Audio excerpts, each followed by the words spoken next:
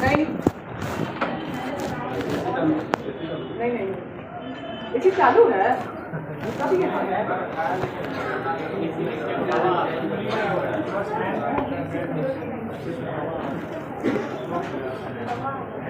Function में digestive function कर लिए थे हम लोग, हाँ या नहीं?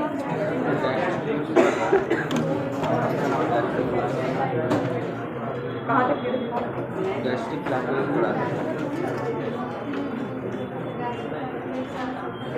एक्टिवेटर और प्रोडक्ट सब्सट्रेट बताया, गैस्ट्रिक लाइपेज बता दिया था, इसका सिर्फ एक्टिवेटर और प्रोडक्ट नहीं। एंड प्रोडक्ट नहीं बताया था।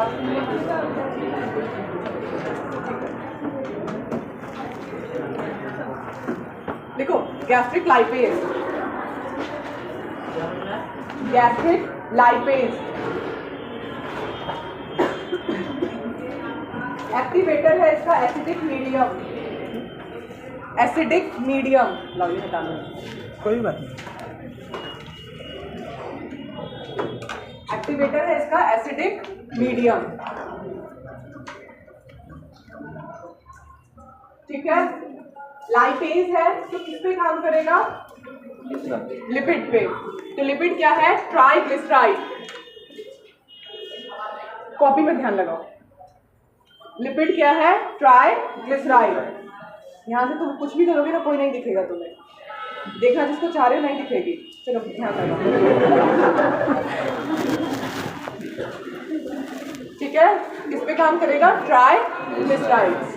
जब ट्राइग्लिसराइड्स पे काम करेगा तो एंड प्रोडक्ट बनाएगा फैटी एसिड एंड ग्लिसरॉल्स।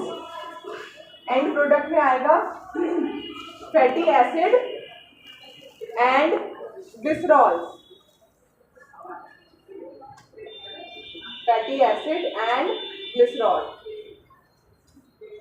ठीक है। अब लिखो गैस्ट्रिक एमाइलेज।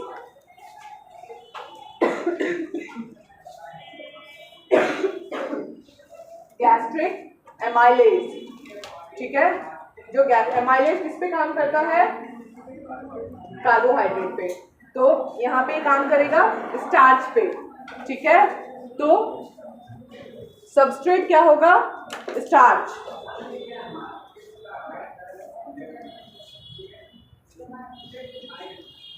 और एक्टिवेटर क्या होगा? एसिडिक मीडियम, ठीक है। क्या होगा? Acidic medium. एसिडिक मीडियम चाहिए होता है, ठीक है। 1.9 से लेके 2.9 के बीच में चाहिए होता है, ठीक। जरूरी नहीं है कि 0.9 ही चाहिए, एसिडिक मीडियम चाहिए, 2.93 तक चाहिए होता है, ठीक है। क्योंकि जब हम लोग खाना खाते हैं तो साथ में पानी वगैरह भी पीते हैं, है ना। और जो ये है खाना जो जब खा रहे हैं तो हम लोग का pH कितना है इसका? 0.9 से कितना है? 0.9 से 1.2 गैस्ट्रिक जूस का pH है, हाँ या नहीं? लिखवाया था तुम लोग को, तुम लोग भूल गए हो, ठीक है। भूल नहीं गए हो, पढ़े ही नहीं, गलत बोल दिया मैंने, ठीक है। जो इसका pH है गैस्ट्रिक जूस का वो है 0.9 से 1.2 तक। लेकिन जब हम लोग खाना खा रहे हैं, साथ में पानी पी रहे हैं अगर, तो क्या जा रहा है? न्यूट्रल चीज़ें जा रही हैं, अल्कलाइन चीज़ें जा रही हैं, तो क्या होता है? इसका pH बढ़ जाता है, ठीक है। जब बढ़ जाता है तो हम लोग को एक्टिवेटर के रूप में एसिडिक मीडियम होना चाहिए, उतने में एक्टिवेट हो जाते हैं जितने भी एंजाइम्स होते हैं, ठीक है। तो एमाइलेज है तो किस पे काम करेगा? स्टार्च पे। एंड प्रोडक्ट है dextrin and maltose, dextrin and maltose. मैंने कैसे कहा था बनाने के लिए? टेबल फॉर्म में, हाँ या नहीं? ठीक है, टेबल फॉर्म में बनाना है, ऐसे नहीं बनाना है, ठीक कर लेना। नेक्स्ट, ठीक है। तो एंड प्रोडक्ट है हमारा क्या क्या? Dextrin and maltose. ना ही डेक्स्ट्रिन अपने एज इट इज एब्जॉर्ब होगा, ना ही माल्टोज एब्जॉर्ब होगा। इसमें लेके आना होगा हम लोग को ग्लूकोज में, ठीक है।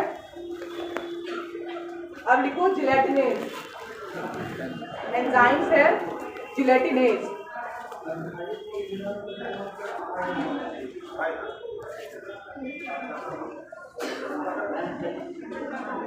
जेल जिलेटिन होता है ना खाने के लिए, जिलेटिन पता है तुम लोग क्या होता है ना।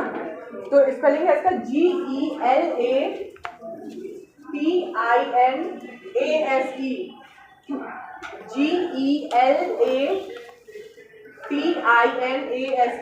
जिलेटिनेज। ये क्या है? एंजाइम हमारा। जिलेटिनेज एंजाइम है तो किस पे काम करेगा? जिलेटिन पे, ठीक है। तो सबस्ट्रेट क्या हो जाएगा इसका? जिलेटिन। जिलेटिन और collagen of meat, collagen of meat, ठीक है। आजकल बहुत सुन रहे हैं कोलेजन खाना चाहिए, पीना चाहिए, हाँ या नहीं? ठीक है। तो जो नॉनवेज खाते हैं उनको ऐसे ही कोलेजन मिल जाता है, ठीक है। यूजुअली कोलेजन जो वेज खाते हैं, वेजिटेरियन होते हैं, उनको कम होता है, ठीक है। और अगर जो सबसे ज़्यादा अगर मतलब कोलेजन बढ़ाना है तो किसका मीट खाइए? इंसान का, ठीक है। तो इसको एक्टिवेट होने के लिए चाहिए एसिडिक मीडियम। देखो activator acidic medium.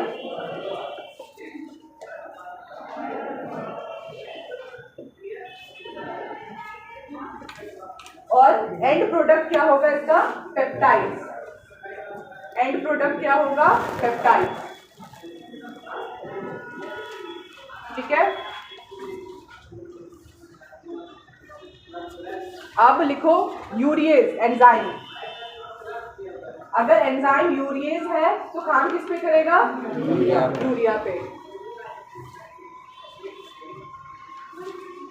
Again activator क्या होगा इसका?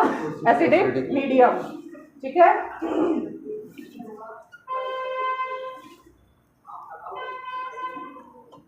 और एंड प्रोडक्ट क्या होगा? एमोनिया। एंड प्रोडक्ट क्या होगा? एमोनिया।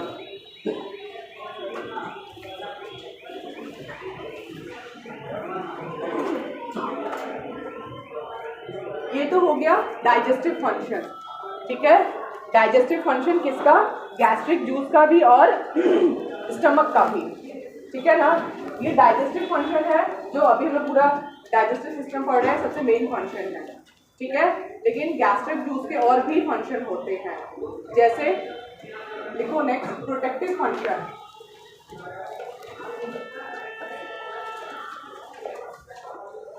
प्रोटेक्टिव फंक्शन,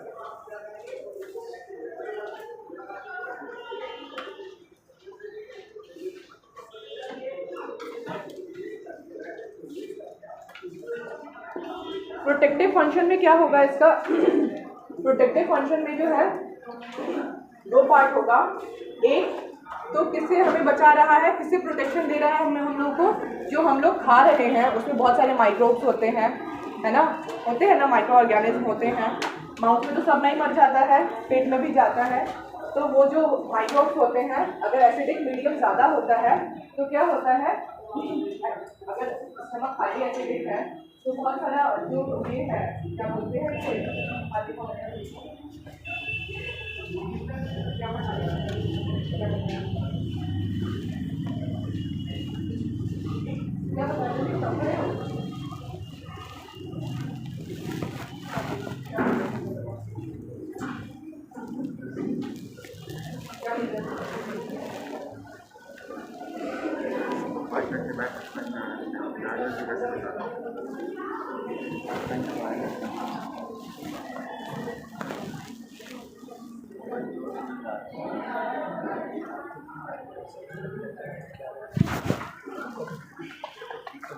ठीक है। तो क्या होगा? प्रोटेक्टिव फंक्शन होता है। प्रोटेक्टिव फंक्शन में क्या होता है? जो माइक्रो ऑर्गेनिज्म होते हैं हम लोग जाता है हम लोग के पेट में, इतना हाईली एसिडिक होता है ये, तो मैक्सिमम, ठीक है, मैक्सिमम माइक्रो ऑर्गेनिज्म क्या होते हैं वो किल हो जाते हैं कहाँ, हमारे स्टमक में। क्यों? क्योंकि बहुत एसिडिक होता है। ठीक है, तो गैस्ट्रिक जूस का एक फंक्शन क्या हो गया, प्रोटेक्टिव फंक्शन। ठीक है, प्रोटेक्टिव फंक्शन में फर्स्ट पार्ट है ये इसका, क्या करता है, माइक्रो ऑर्गेनिज्म को किल करता है। ठीक है, इसमें ए लिखो, प्रोटेक्टिव फंक्शन में ए।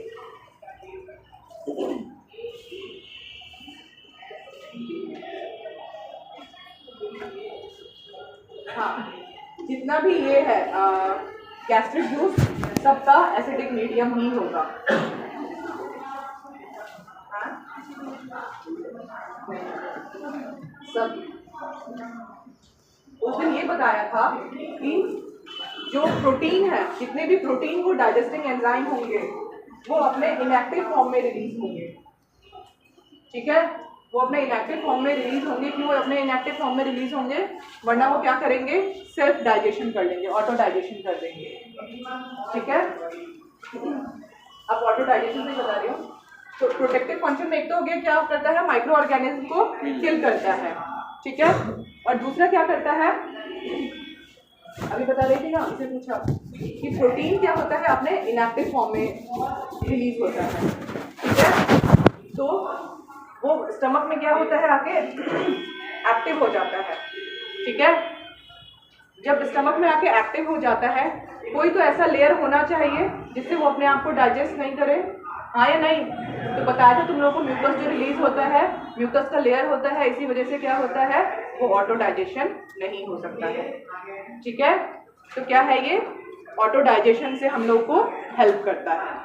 ठीक है, उसमें जो गैस्ट्रिक जूस में म्यूकस होता है ना, तो वो ऑटो डाइजेशन से हेल्प करता है। ठीक है, ये भी किस में आएगा, प्रोटेक्टिव फंक्शन में। ठीक, नेक्स्ट है anti microbial function. Anti microbial function तो बता चुकी हूँ। ठीक है, नेक्स्ट है एंटी माइक्रोबियल फंक्शन, वही बताया था अभी तुम लोगों को।